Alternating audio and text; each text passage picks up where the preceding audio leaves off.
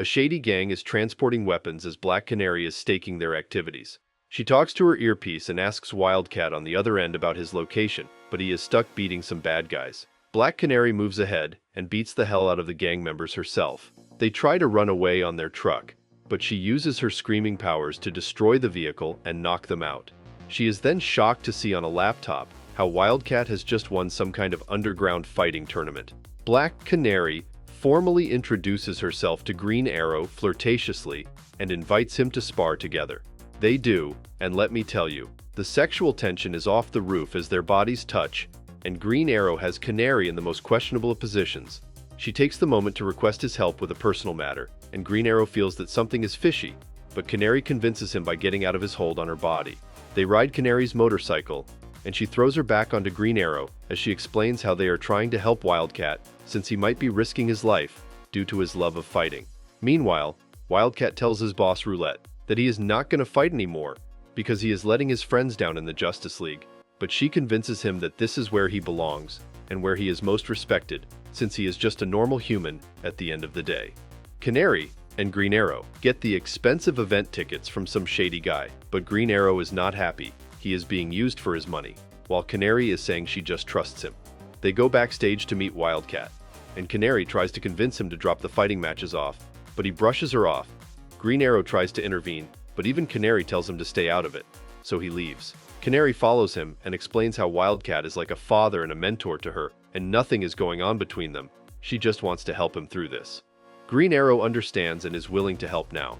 The fight between Atomic Skull and Wildcat starts, and as Wildcat is beating the shit out of Atomic Skull, Green Arrow and Canary stop him and start fighting all the other fighters and security to stop the show. As the fighters corner them, Canary comes up with the brilliant idea to fight Wildcat in the cage, and tells Roulette, who is amused by how much money she is going to make. If Wildcat wins, Canary won't bother him anymore. But if Canary wins, then Wildcat is banned from fighting in the cage.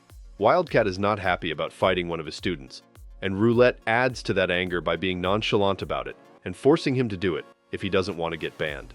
Meanwhile, Green Arrow and Canary are flirting in their dressing room, and he gets her close enough to hit her with sleeping gas so he could replace her in the fight. The fight starts, and Wildcat beats the hell out of Green Arrow. Canary wakes up and runs to the cage, pleading with Green Arrow and Wildcat to stop the fight. The fight continues, and Wildcat knocks out Green Arrow so hard he kills him. Canary enters the cage and berates Wildcat for what he has done, while Roulette is excited for the word spreading and how this will take the fights to a new level. But Wildcat has had enough, and he pieces out for real this time.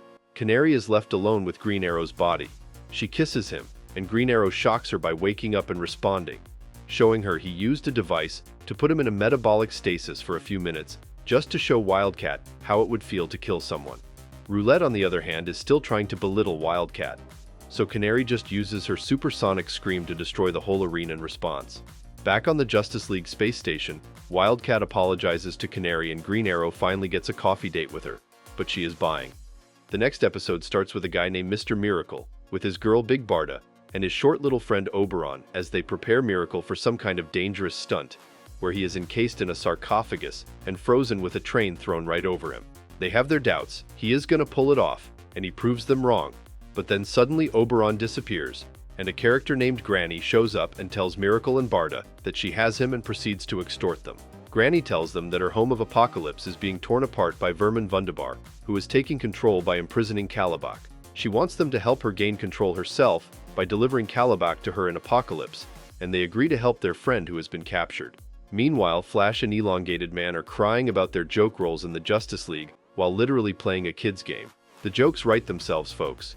They spot Miracle and Big Barda, and Flash follows them to their meeting with Martian Manhunter asking for help from the League. They get rejected by Martian Manhunter because he doesn't want to help another dictator rise in Apocalypse.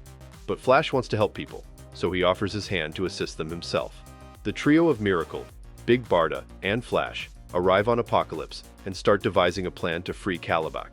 Suddenly, a bunch of soldiers on attack dogs ambush our heroes, and the heroes easily dispatch all of them. They move on, and Big Barda breaks down the big front door. This triggers a flashback in Miracle's head about being abused when he was young at the hands of Granny.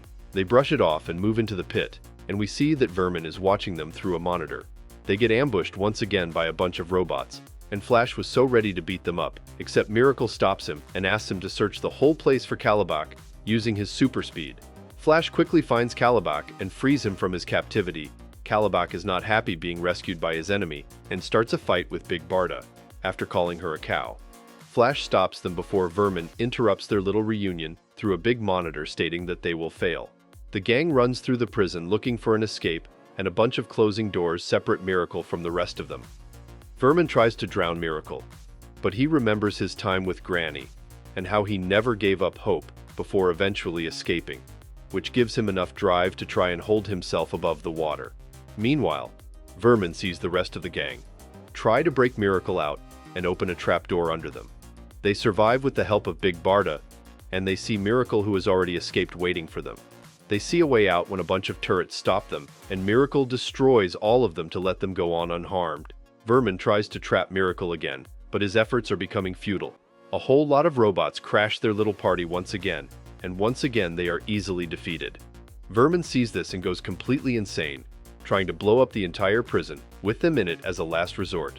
The prison blows up, but not before everyone teleports out of it as they meet with Granny. Granny tells them that Oberon has to be taught a lesson, sadly, because he was mean, and Flash proclaims how predictable she is before Calabac suddenly transforms into Martian Manhunter, which probably means they teleported back to him first with Calabac and got him to join for one final trick. Martian Manhunter reads Granny's mind and discovers the location of Oberon, and thus Flash speeds up to his location and quickly breaks him free, all while Granny is dumbfounded by this trick. Oberon reunites with Miracle and Big Barda, and they have a rather wholesome moment together before they all go through the portal and back to Earth. But of course, not before Big Barda punches the shit out of Granny. Back on the space station, Flash gets all defensive about going behind Martian Manhunter's back and stands up to himself. But Martian Manhunter is not angry and actually wanted to ask him to play the kids' game he was playing with Elongated Man. The episode with Big Barda and Miracle was fine, and it is good to see Flash finally get some respect that was long overdue. The episode with Canary and Green Arrow was so filled with so much sexual tension that it felt good they finally talked to each other and are going out. This brings us to the end of today's video. Don't forget to leave a like and subscribe to our channel to get more videos like this one. Your support helps us grow. And tell me, what do you think of these two episodes? Do you want to see the sexy Canary more? Do you think Flash is not as strong as he usually is? Let me know in the comments below. I read all of them. And if you're watching till now, thank you. I'll see you in another video soon.